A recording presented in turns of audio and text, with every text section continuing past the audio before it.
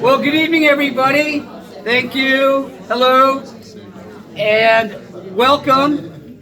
Thank you for joining us. My name is Paul. I'm the current president of the Historical Guide Association of California. Thank you for being here tonight. Very excited about this presentation. I see a lot of new faces here. For those of you who don't know, the Historical Guide Association is a 501c7. We are a social group. We are not connected with the castle or funded by state parks in any way. So these presentations you see are, out of passion and our willingness to educate, yes. I'm very excited about tonight's speaker, Craig Moore. The subject of books in the Hearst Library is something I have been dying to know more about. Craig is part of the class of 2020, is passionate about book collecting. You started collecting books, you said, in 1973. Prior to this, he worked for the IRS and used to shake them down. But without further ado, please give a warm welcome to Craig Moore and his talk all about the Hearst books. Thank you. I feel very honored to be here. Thank you for inviting me. I feel like I'm talking about my life's passion here. 51 years of in the rare book, basically collecting, also involved with major dealers throughout the world. I specialize in Charles Dickens. And from my inspection of the records and source documents related to Mr. Hearst's collecting of books and manuscripts, Charles Dickens was a favorite of his. Yes. He's probably the most frequently run into author name in the library, the two libraries at Casa Grande at Hearst Castle. So quite a favorite. And at one time, William Randolph Hearst had a very large collection of Charles Dickens' work, and there's still a lot of Charles Dickens there today. And so, yes, let's see, next slide here, okay. Well, William Randolph Hearst had a girlfriend, as we know. He was also married. His girlfriend was 33 years younger than him, a very talented actress, Marion Davies. I'm still married too, and this is my wife, Liz, over here. And this is my girlfriend. And she happens to be, well, there's not too many female orange cats around. There's only 20% of the orange cats born are female. And this is Zumi, and she's 68 years younger than I am, okay? So I got Mr. Hearst beat here. So I want to make a disclaimer. I know that... you have to stand to the left. Yeah, could you look to one side? Yes, okay. Thank you. Okay. Thank you. Okay. And so I want to make this a disclaimer. Paul already did, that that the association here is separate from the California State Park System. So I'm off the clock right now. Thank you, Paul. I do work for the park system, but I'm a collector, and I'm talking to you as a private collector here. And another disclaimer that's I want to make also. I've been, well, essentially, as Paul mentioned, alluded to, that I had worked for the IRS for 33 years. I ran the Western Division, Western states, 13 states of the IRS. Thank you. And thank you. You guys don't get enough credit. They don't. And so, well, I know a little bit about auditing. I know a little bit about looking at evidence. And so, I'm auditing Mr. Hearst. I decided to do that. I fell in love with his library. Both of his libraries, when I first took a tour of the upstairs suites. Boy, that was something.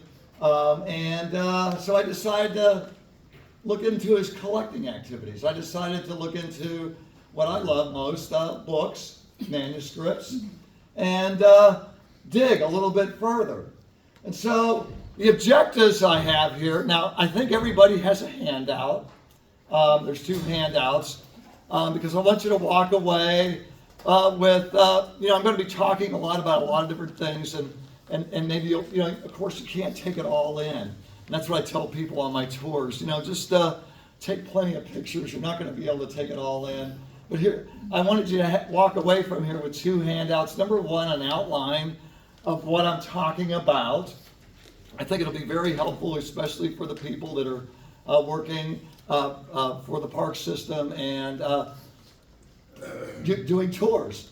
When they do present the libraries, a private tour, an upstairs suites tour, they'll have something to talk about. Maybe some of the more notable books that are in the collection today. And so I'm going to provide an overview here of Mr. Hearst's book collecting activities. And then, of course, I mentioned the assistance. Number 2 is, I want to help out and provide some information for the people that work there. Okay, next slide, Liz. Okay, I was asked, and it was kind of I've been doing this for 51 years. I've been working, and I've been a client of major book dealers, Peter Harrington over in London, and then also Ben Weinstein over at the at the Heritage Bookshop in Beverly Hills. By the way, Ben is still in business. He was born in 1938, and he's still going strong. You never die when you're in this business. You live a long time. So, because you just have incentive to keep going on. You have a purpose.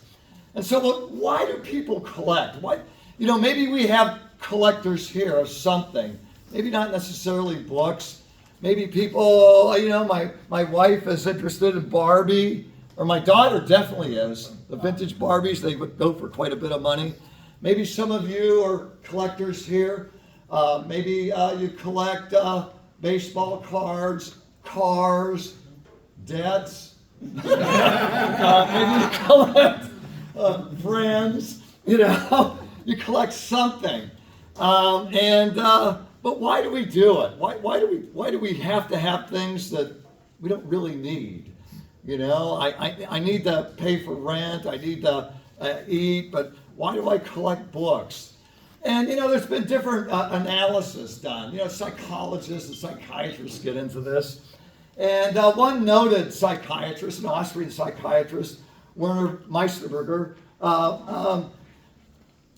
psychiatrists always get into your childhood somehow. They can't avoid it, Maybe it's a sexual thing and they get into, or something went wrong with your mother, or, when you were an infant. I don't even remember I was too young to remember anything that Mr. Meisterberger's talking about, but he said, well, maybe there was an event in your life where you're denied something.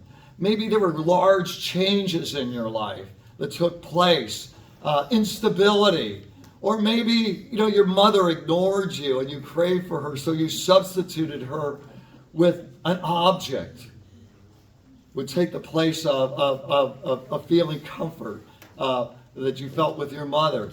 And so objects like books or furniture or Cassonis, I'm alluding to Mr. Hearst here, or tapestries or ceilings, or automobiles or Beanie Babies, something that gives you comfort. Why do I collect? Well, maybe I've erased my childhood. I don't know. I thought I had pretty good parents. My childhood was fairly stable. And so I collect for fun. I'm a very competitive person.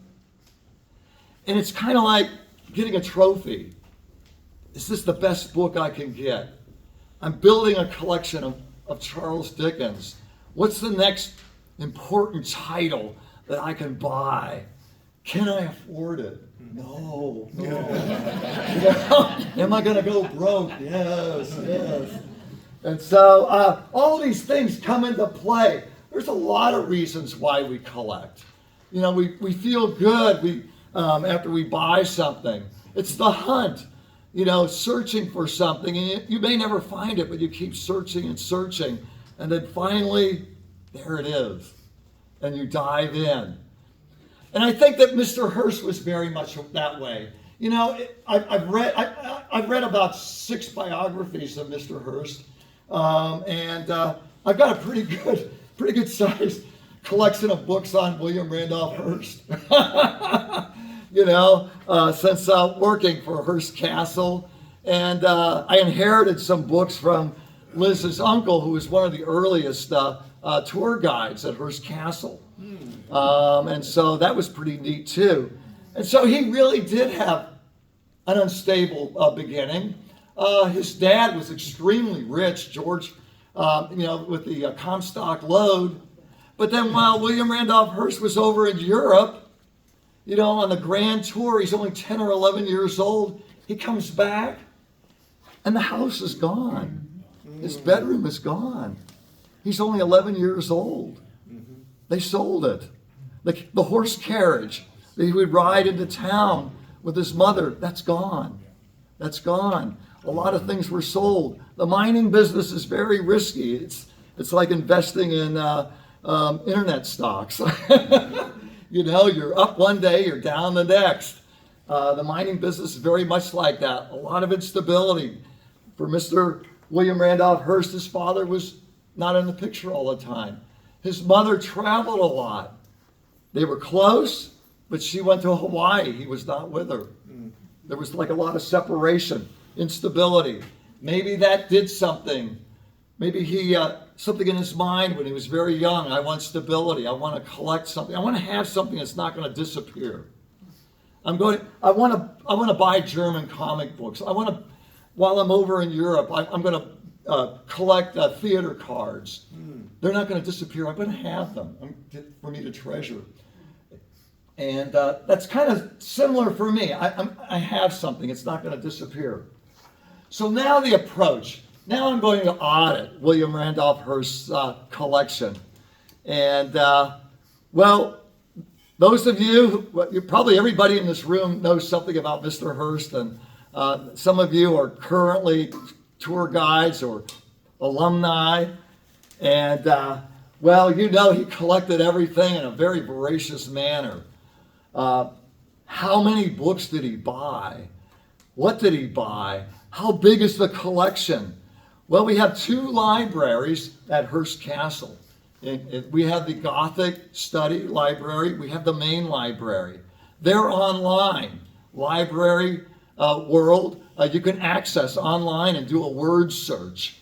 And you're going through about 7,700 volumes there. But that's not all the books. That's not the whole collection. He ran into trouble, financial trouble in the late 1930s. They started selling antiques. It was like a flood. They flooded the market. 1938, 1939 in New York, Park Brené, book sales, manuscript sales. All that is being sold. Well, I started looking into that. I'm an auditor. Right? And so I want to look at those catalogs. What was being sold? I'm going to add that to what I find online that we have here. Add that to see how much he collected. Okay, then later in the 1972, books were donated. About 4,000 books were donated to the Bancroft Library. What were they? I'm going to add those in too. I'm going to basically rebuild his collection before half of it disappeared. So I got to understand what kind of collector he was. Otherwise, I won't know what he is. Now, 1972 is a period of time when the contents of Hearst Castle started being transferred over to the state. 1957, the land and the buildings were transferred. But not everything was transferred at one time. The books came over to the state of California in 1972, not in 1957. And so 1972 is when the 4,000 books were now ready to be donated to the Bancroft. And then what we have in our library, about 7,700 books, went over to the state of California. And then I started deep diving even more. 2,500 books were supposed to go, volumes were supposed to go to the state of California. But the state of California didn't want them. Where are they now? What are they? I have no idea. Wow. We're missing 2,500 books. They're somewhere out there. Now I decided to audit it from another direction. What was being bought? Well, it's so murky, so scattered. Taylor Kaufman's documented some of it, which was very, very helpful. But not all of it. And he admits that in his book on Hearst the Collector. He goes, I got up to 1923, and that's the best I can do. It's too difficult. The path starts to disappear. It's too murky. And so I added what he knew, and I found books that were not here, that were not donated, and that were not sold from looking at his records. Where are they? Maybe they're part of the 2,500 that are lost, or maybe they're not really lost. Maybe the Hearst family has them. I just don't know where they are personally. Maybe somebody in this room knows where they are and what they, and I'd be happy to see that information. And so I'm building this population, this imaginary collection here. Okay, let's see. Now the next slide, Liz. Ta-da. And here we go. So roughly 7,800 books here. Roughly 10,000 volumes were sold. Wow. I bought the catalogs at Park Brenay, the Park Brenay catalogs for those auctions, and then I donated them to Hearst Castle. Thank you. Then possibly, manuscripts. I'm going to explain what I'm talking about with that. I looked at the books and manuscripts. Probably 1,000 or more letters I found in these auction catalogs. Maps, contracts, letters, correspondence, manuscripts of books. Wait, pause. Before you move to the next slide, I love that the ceiling is on the floor in that picture. Oh, it is. It's freaking gorgeous. Sorry, Craig, I had to. I thought there was something in the coffee here. Yeah, I would have when I'm on tour, I'm always telling people the floor is lava, don't go in there. There you go. There's some Okay. lava holes You are right correct. there. I imported it and flipped and I was not wearing reading glasses. There you go. Well, she's normally perfect. Yeah, baby. Okay, Liz, let's see, the next slide. Sorry, Craig, sorry. That was good, though. These things She's happen. right side up here. Yeah, Phoebe is right side up. Always. Okay, I can see that now, from behind the screen. Right on. who are the collectors? Who are the collectors? Whose books are really at Hearst Castle? Well, as I searched through the books using my methodology, I found Phoebe. Okay, so she's, who is this woman? What kind of books is she interested in? She's born in 1842 in Missouri. She never went to college, but she had a lot of ambitions, self-improvement. She wanted to better herself. She wanted to be worldly. A lot of people born in 1842 didn't go to college or anything. Very typical. She was very ambitious, but she became a tutor. Then she married somebody very wealthy. And then she had to make herself into how to conduct and present myself as a wealthy person. Now I have the money to buy a mansion. Now I have a whole different group of people I'm associating with. My husband has a lot of money, and he becomes a senator. Now I have a mansion in Washington, D.C. I need a nice library. I'm meeting a lot of interesting people. One of my husband's friends is Mark Twain. Right? Well, we happen to, some of this, everything I'm telling you is from the library point of view. We've got Mark Twain books. We've got the first edition of Tom Sawyer in the main library. Where's that one? Yeah, we've got a number of and you know what? Her name is on them. They're Phoebe's. And so, we know that self-improvement, encyclopedias, books about history, books, she's learning French. She's learning Italian. She's becoming a worldly person. Travel books. We know that she took her son to Europe for 18 months. You're going to go to Europe. You're going to need travel guides, Baedeker travel guides. You're going to want to know, I want to go to Paris. Where do I stay? Where do I eat? I'm going to go to Berlin or Munich. Again, where do I stay? What museums am I going to see?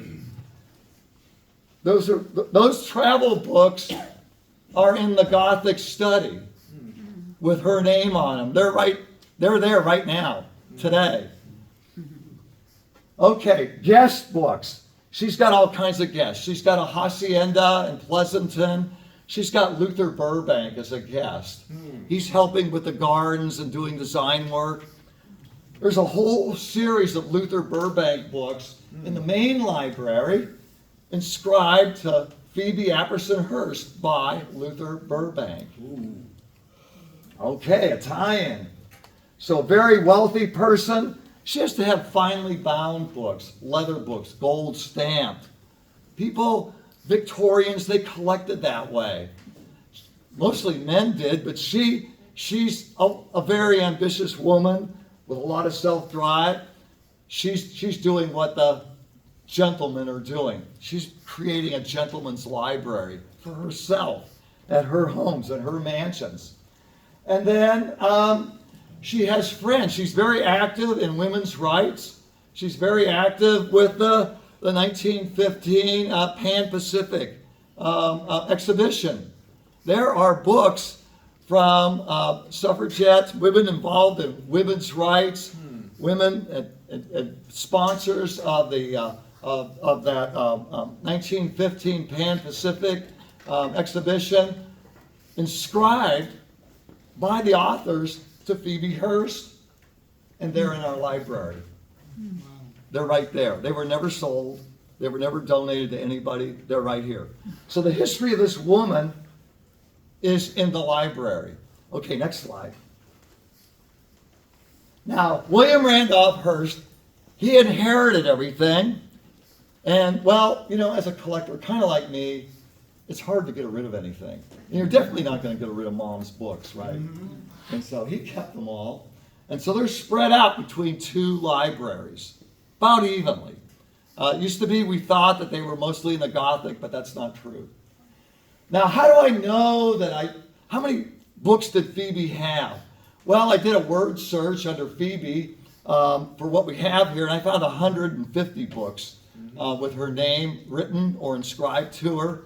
And probably there's more than that. And if it's not inscribed, nobody writes her name in it, I don't know who it belongs to. Right.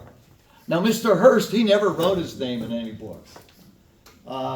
He had John Henry Nash, who was a visitor with A. Edward Newton in 1934.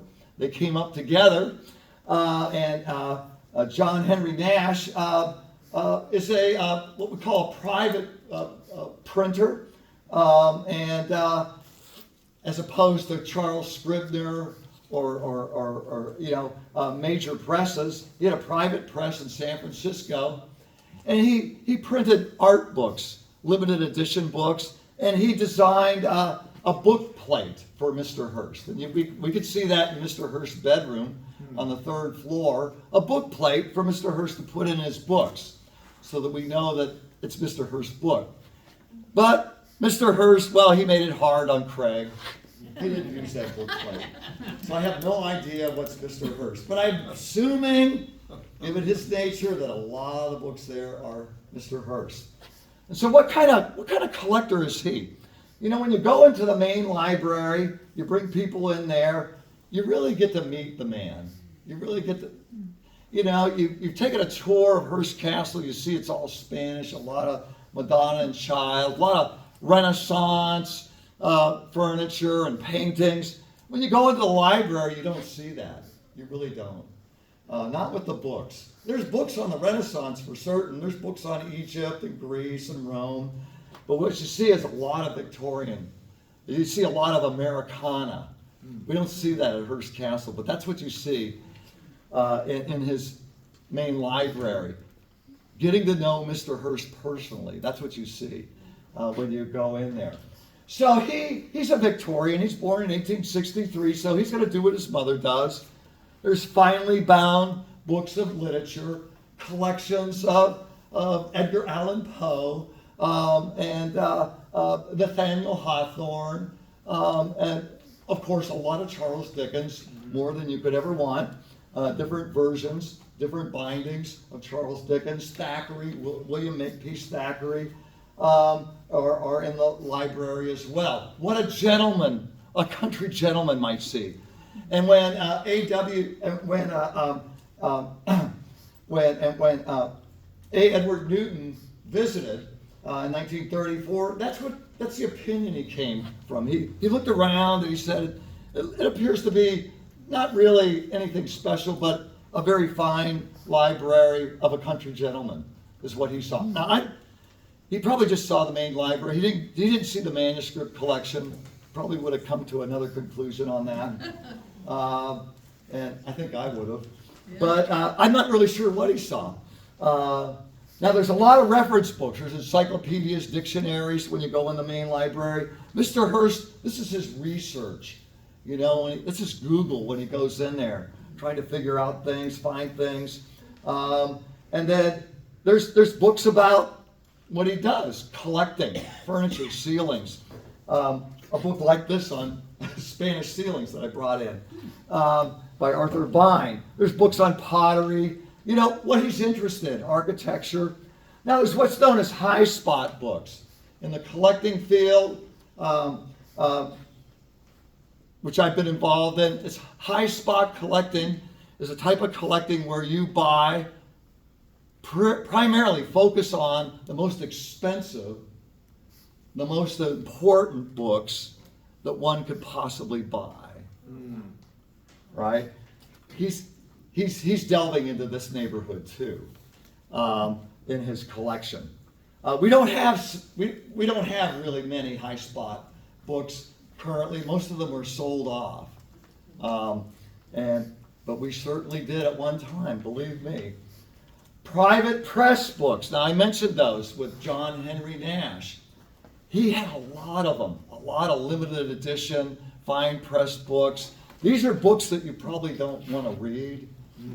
They're handmade. They're objects. They're things of beauty. The illustrations are incredible.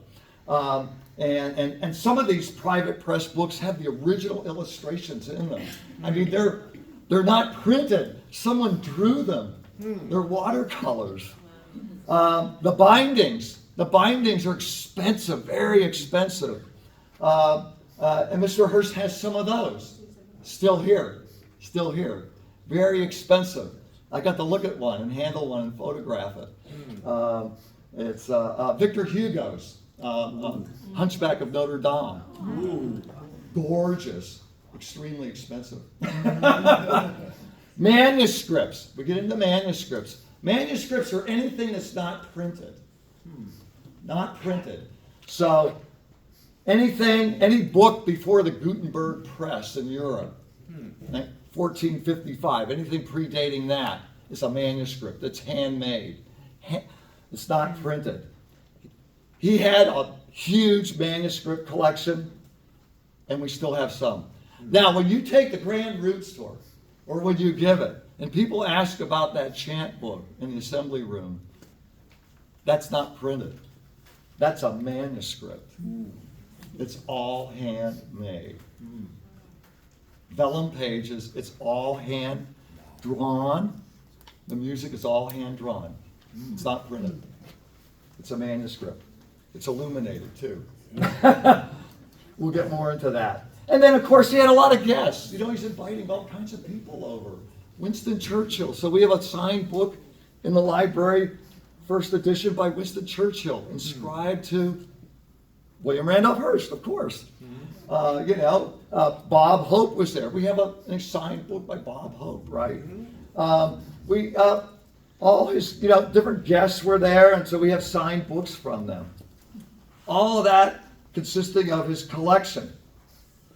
Now, how how do we rate it? And so here's a quote. I mentioned A. Edward Newton. A noble room filled with books, not collector's books. Come on, Mr. Newton. But not just such books and magazines as one would expect, such books that one would expect in the house of a country gentleman. What did he really look at? How sober was he? I mean, I just kind of breezed through there, and well, I haven't been in too many gentlemen's libraries. Well, I've been in some mansions, private libraries, and I guess you could call some of my friends gentlemen. I won't get into that. But come on, you know. So if we compare Mr. Hearst to, let's say, very prominent book collectors like Henry Huntington.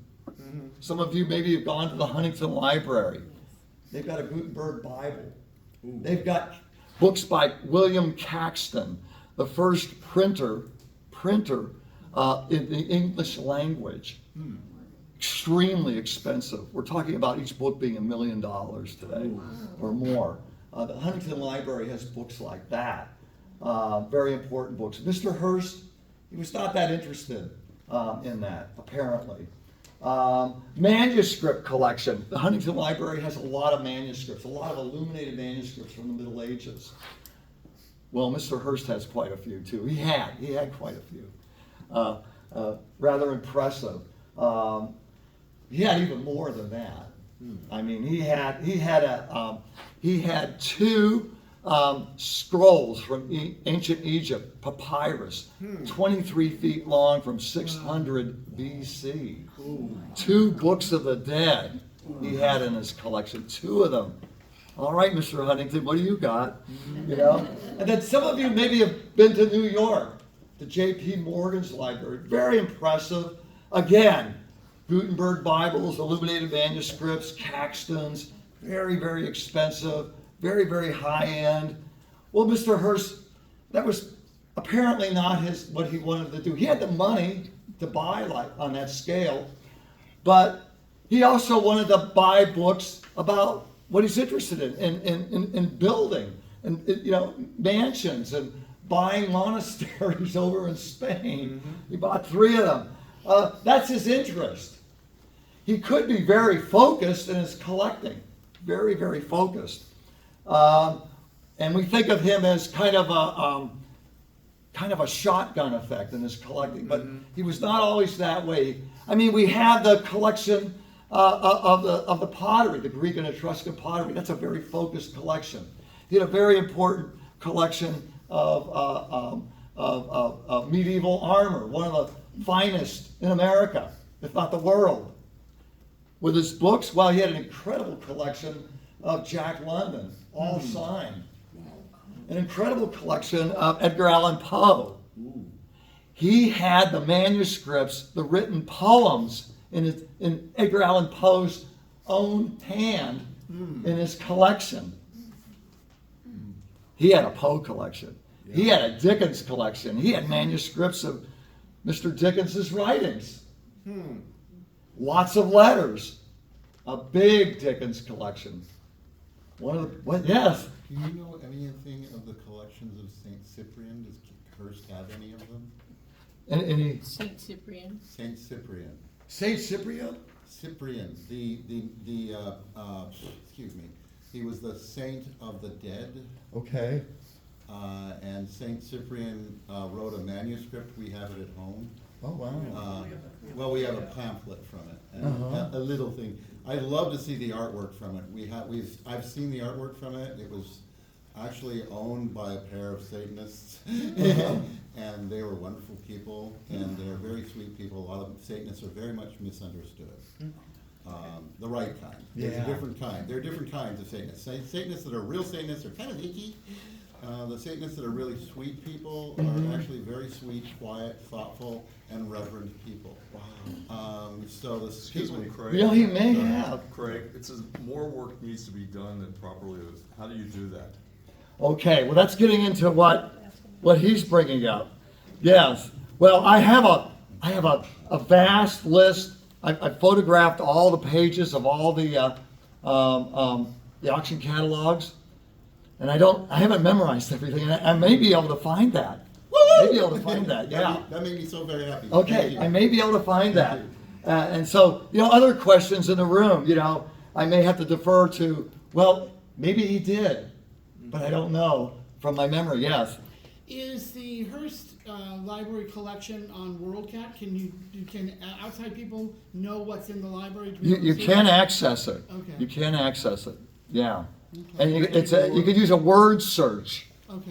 So, like, I wanted to know I searched for Phoebe. Okay. Anything that picked up Phoebe. Ooh. It might not be Phoebe Hearst, but it picked up all the Phoebes. Phoebe's in the You theater. mentioned a website earlier, I think, that you looked at. Yeah. Library World. What was it? Library World. Library World, yeah.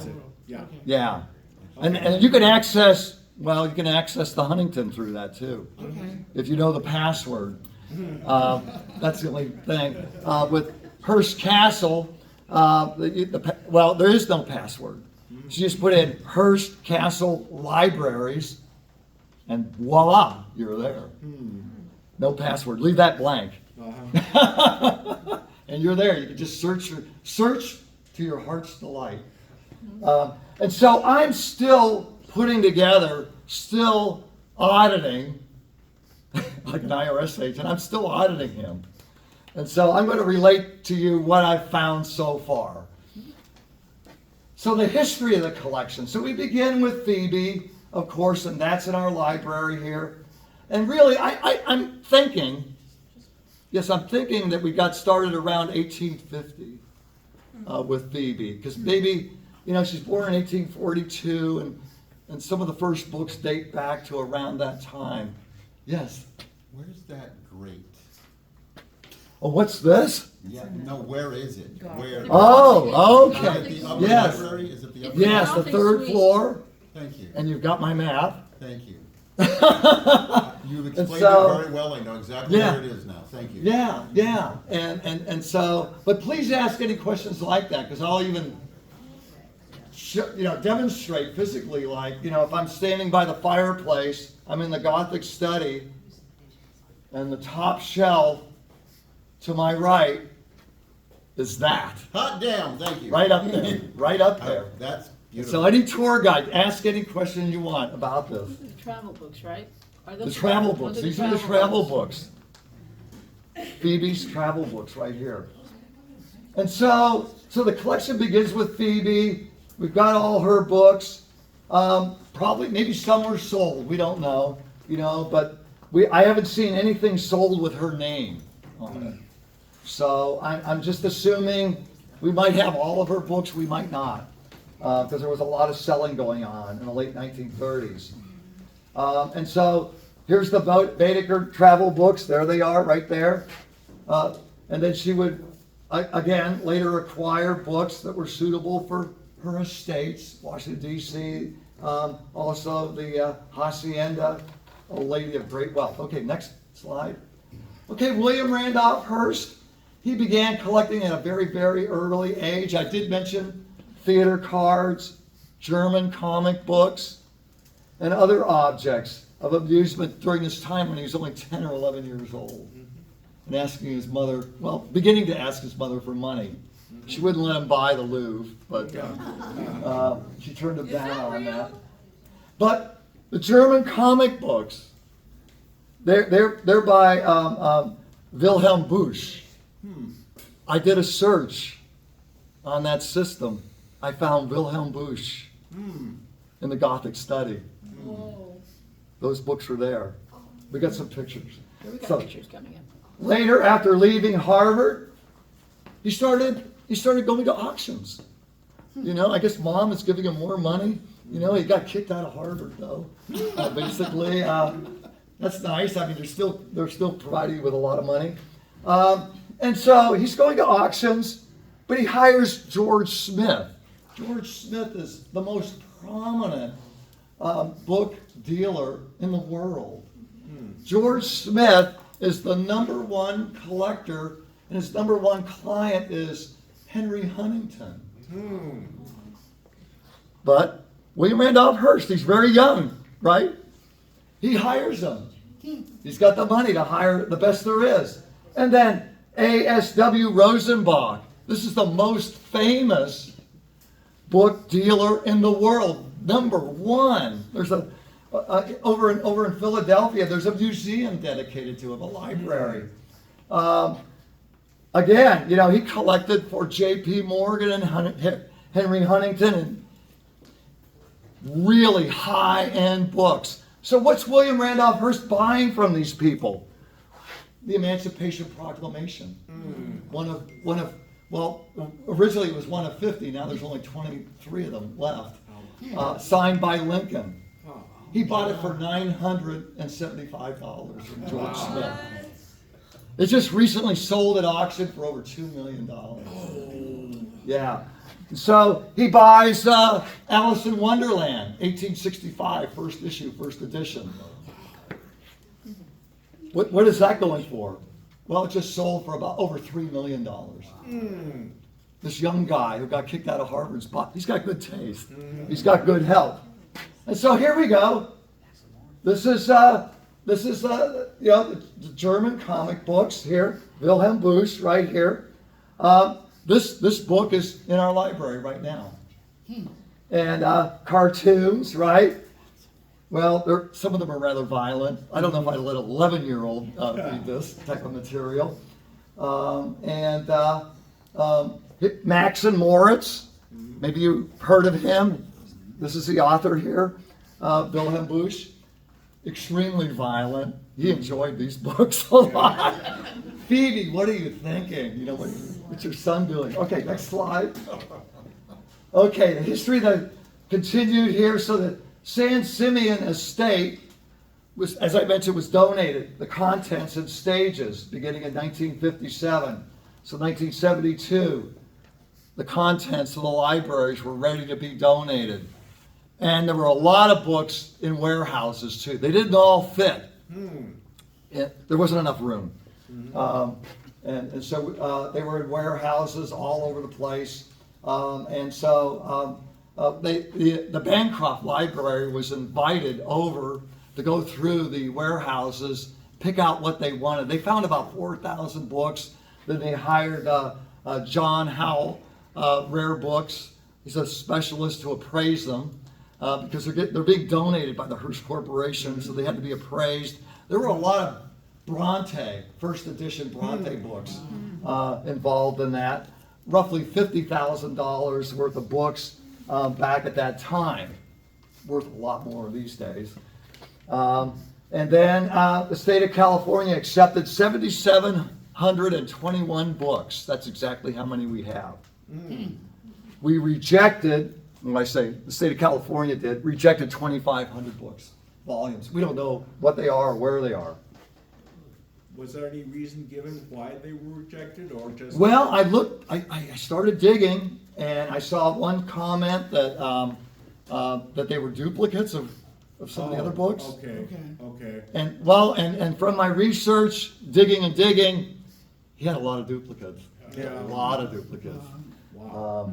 We could see that in a lot of things that he did with the Cassonis, the paintings, he spent a lot of money. Yep. Kind of ahead of himself. Yep.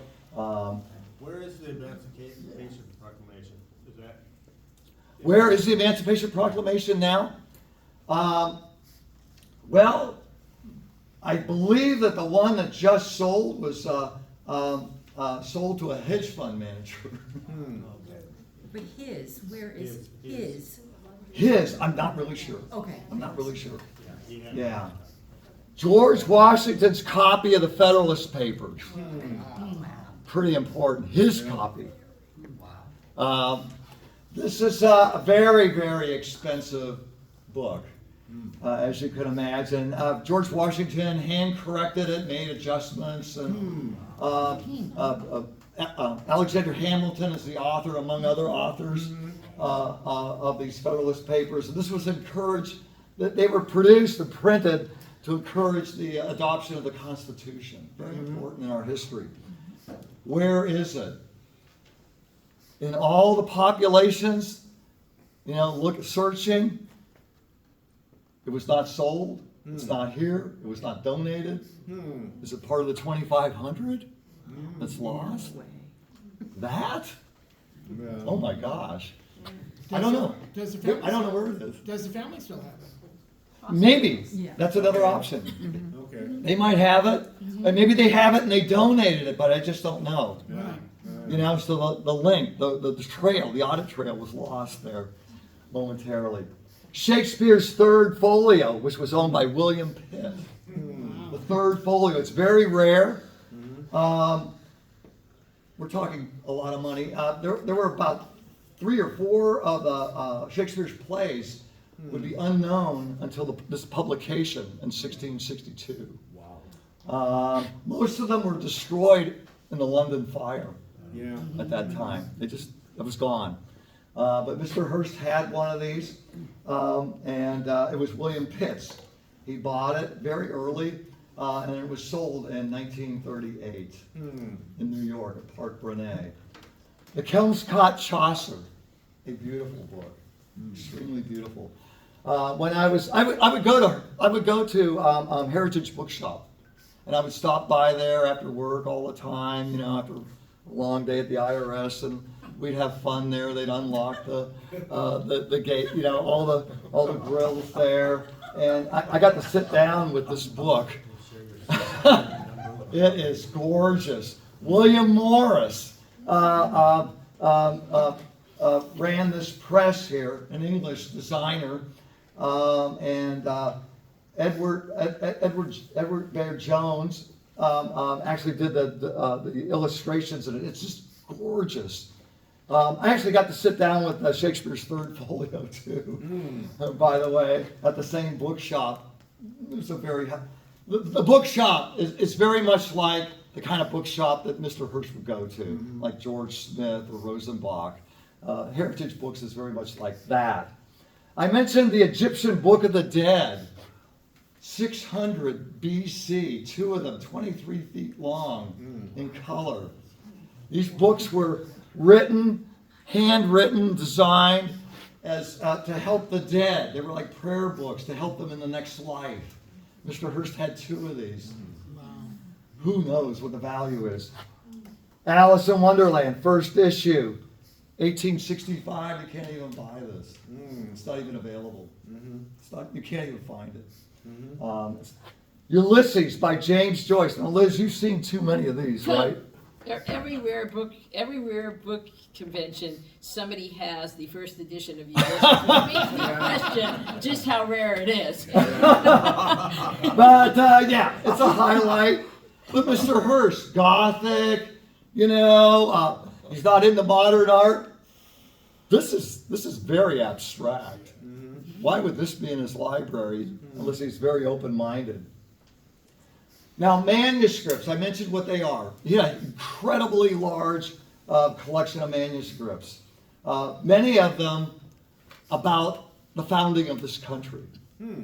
He had a lot of George Washington letters, a lot of Thomas Jefferson, Samuel Adams. He had maps hand-drawn by the British generals for the Battle of Bunker Hill. He had contemporary accounts, letters of that battle. How about that? He had, I mean, it was just incredible. You know, John Paul Jones, you know, in the battle in 1812. He had letters from him. He had he had letters written by George Washington when he was a child. They were here. I mean, just unbelievable things. All kinds of correspondence with Alexander Hamilton, Aaron Burr, you know, Benedict Arnold.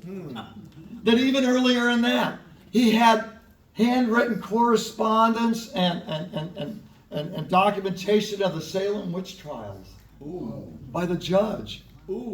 They were here. They were part of his collection.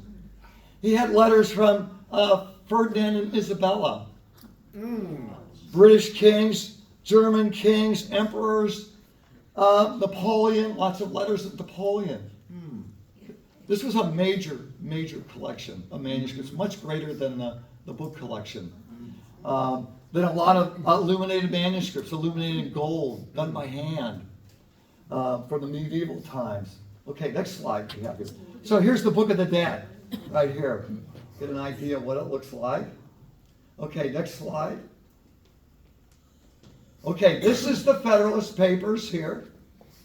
This is what it looks like. This is not his, though. This is his. This is the Emancipation Proclamation. That is his. I took that picture out of the catalog. That's what he owned. Okay, next. Okay, here's Shakespeare's third folio. Very familiar.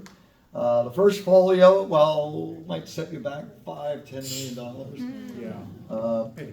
Peter Harrington in London, he sells this kind of material. Next slide. Look at this, isn't this gorgeous? This is Kelmscott Chaucer. Yeah, even if you can find a copy for a low price, you know, somewhere maybe on Amazon or something, it's just a beautiful book. And you said this was William Morris? Yeah. Did the illustrations? Yeah, this is William Morris, yeah. Would they be in color? It was all done in black and white. Huh. Yeah. It was all done. And vellum, bound. Oh. It's a big book. Pretty big. Wood It's not plate, small. like a wood plate carving to make that? Yep. Wow. Yeah. Somebody had a little. All bit of- done by, yeah, all carved by hand, printed. Somebody had a little bit of time doing all of that scroll work. Oh, That's yeah. Incredible. I know. That whole book is just Wow. unbelievable. Okay, next slide. Okay, some highlights. Peter Pan and Kensington Gardens. Now, I'm going to talk about what's there now. These are here now. Yeah. Arthur Rackham. I had some people from England, and I mentioned Arthur Rackham on my upstairs suite tour. Did they get excited? I brought them right over to the shelves where Peter Pan and Kensington Gardens. You could see it right on the tour mat. Right on the tour mat. And I've got the map where you can find it. Look at the illustrations. Arthur Rackham was an incredible illustrator. Just beautifully done. And William Randolph Hearst, well, I was asked earlier, well, how many of these Arthur Rackham books were sold? And I estimate probably about 50 of them.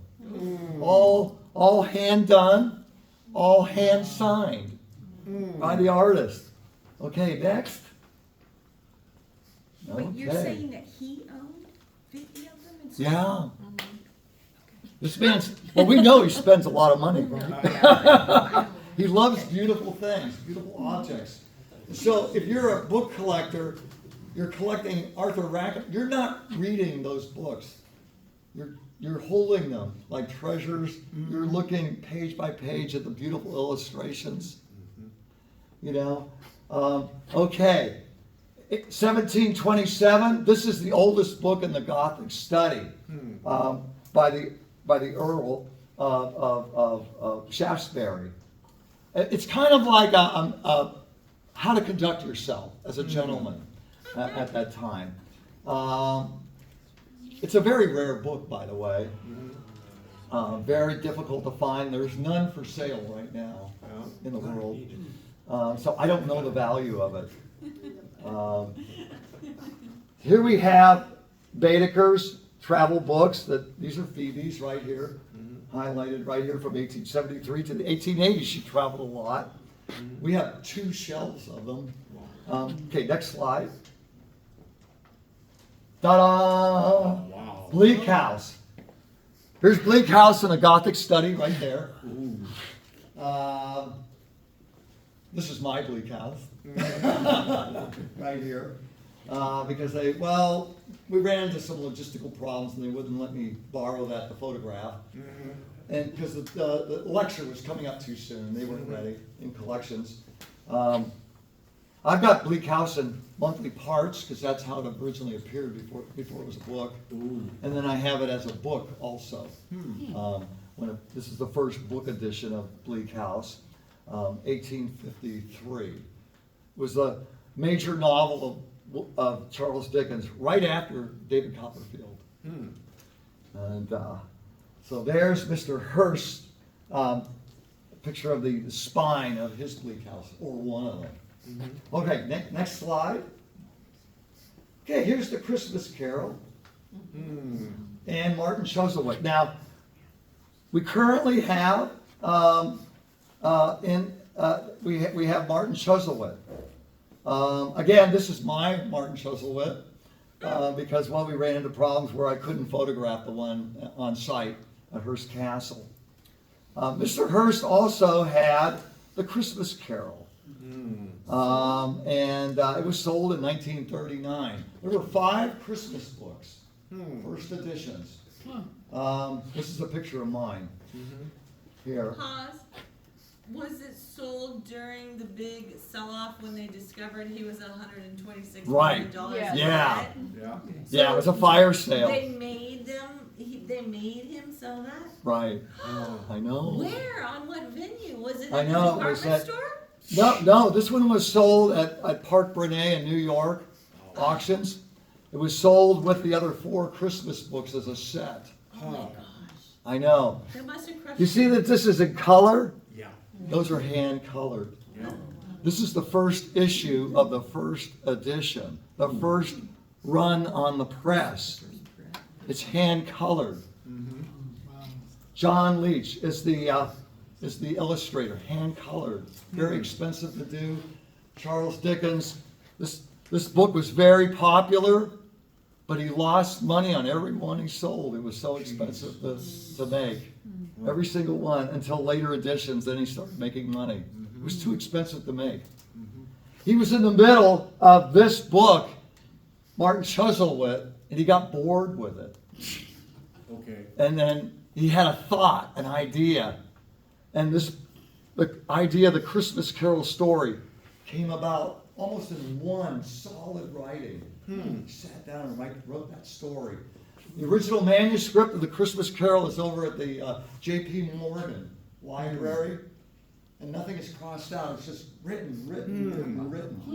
The manuscript of Martin Chuzzlewit is crossed out, corrected, changed. I hate this book. You know? And I still have to read this novel, but this is on my list. But I really enjoyed the other ones. I don't know about this one. This is not as popular. Okay, next slide here. Okay, this is the Victor Hugo book that we have at Hearst Castle. I was able to check this out and photograph it. They made me wear gloves for it. Of course. You say, of course. Now, if you were a scholar, you went over to the Huntington Library or the Getty, or you went over to Heritage Books, where there's books like this, and you put on gloves, they would throw you out. No gloves. Wash your hands, dry them, because rubber gloves like this get caught on paper and will tear. Oh, okay. Yeah. Well, furniture, pottery, paintings that you're moving around, yes, wear rubber gloves, gold, gilded things, but not paper material like this. Okay. So I had a hard time even opening this book with my gloves. Could you use cloth gloves? No, it'll catch also. You don't have the same sense of touch. Oh, okay.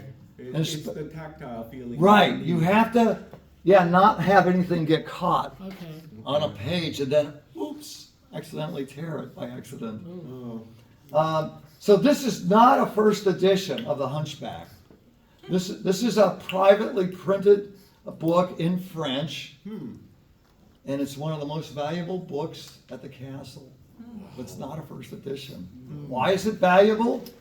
Because of the French binding. Oh. Yeah.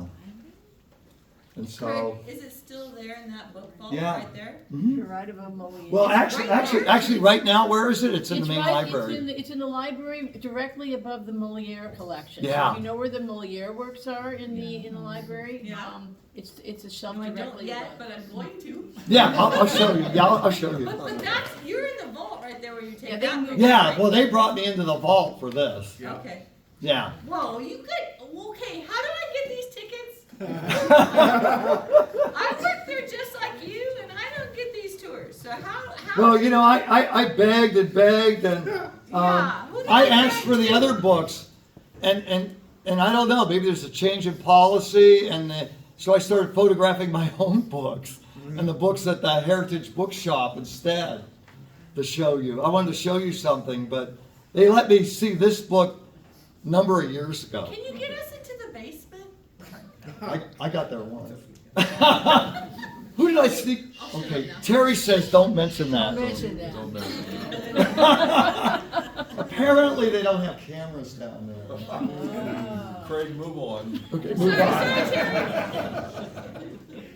Okay, this book is well, there's another copy of this book, and the book for sale in New York is illustrated by Luc Olivier Merson. Might be a familiar illustrator or painter that you might ring a bell. That makes this book is illustrated by another very prominent artist, French artist, and it probably is valued around $50,000. Just this one book, but it's not a first edition. It's probably not the most valuable book in the library. Can I ask you a question? In Yes. the condition that it's in, it's still valued at 50,000? Oh yeah, Because isn't it in good condition? it's in fine condition. Fine. Yeah, this is not a great photograph because of the glare, and I had my cell phone, and I had the collections people hanging over me. You know, he said, "Come on, give me some space. I'm trying to take a picture of this book." Yeah. They wouldn't leave me alone, and but they were all friendly though. They were friendly, and so. But this is all silk inside, and then you get to the book, and then I saw a book plate. Who did this book belong to? Henry E. Huntington. Yeah, Mr. Hearst bought it from Huntington. Okay, next slide. Walked into the library and borrowed it, and didn't return it. Could have. Okay, here's Tom Sawyer. We have that's a first edition. That's in the main library. Now, the way the libraries are organized is Library of Congress type coding. Okay. And so I searched. I searched by name. And I found Tom Sawyer in the religion section. I'm not sure what's going on there, but that's what I found, okay? No, no judgment on that. Now, these are gorgeous books. These are Andrew Lang's fairy books. These are original editions, first editions, and original bindings. These are in the Gothic Study, as you can see by the grill work. On the tour mat. Yeah, on the tour mat, you go right up to them. Right up to them. These are very, very expensive. They're works of art, and each one might go for, I don't know, $2,000 a piece. Ooh, and he's got the complete set. Yeah, and they're gorgeous. This is complete. Oh.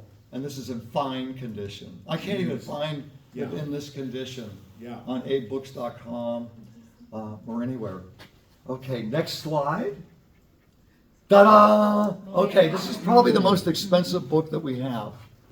And that's because thanks to Winston Churchill, who was a guest at Hearst Castle in 1929. He was writing this book when he was a guest in 1929. Oh, wow. This book. This is Marlborough, His Life and Times, about an ancestor of Mr. Churchill. This is not a picture of our copy. This is the best copy I could find. Our copy is in fine condition. It's signed and inscribed to William Randolph Hearst. This book in this condition with these tears and the dust jacket is $50,000. yeah.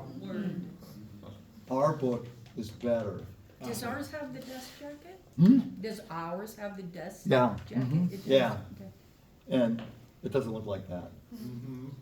So we're talking serious money, especially inscribed to an important person like William Randolph Hearst. At auction, this would go for a lot of money. Here's the Moliere here, and this is our oldest book that we have. It's 1682. I don't consider it that old. I'm a book collector, but it's in a binding from that period, the 1600s. It's French.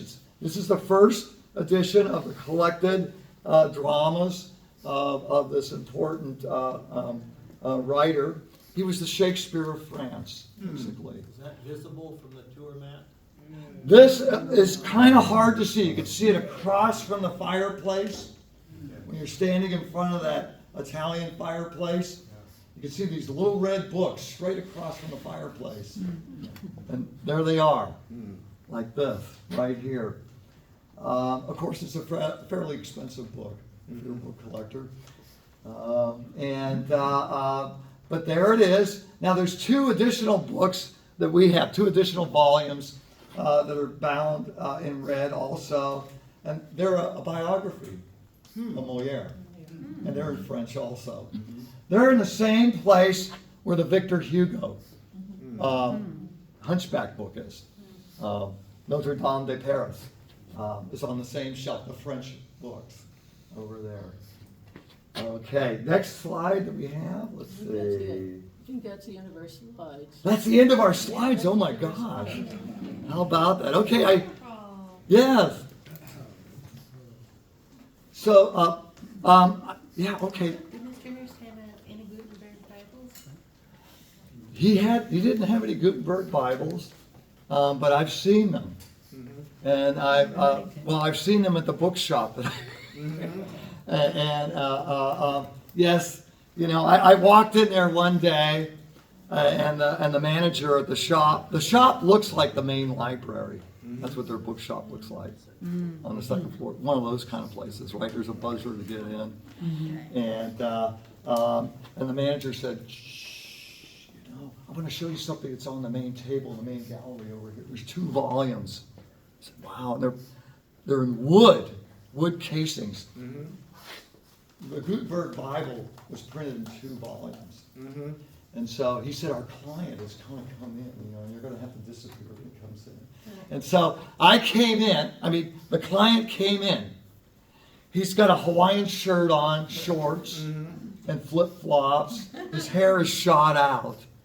It's Steve Wozniak. He's buying it. And I said, what's going on here? What was bought at auction? We bought it at auction for Mr. Wozniak. And so, yeah, the Gutenberg Bible, yes. I have a question.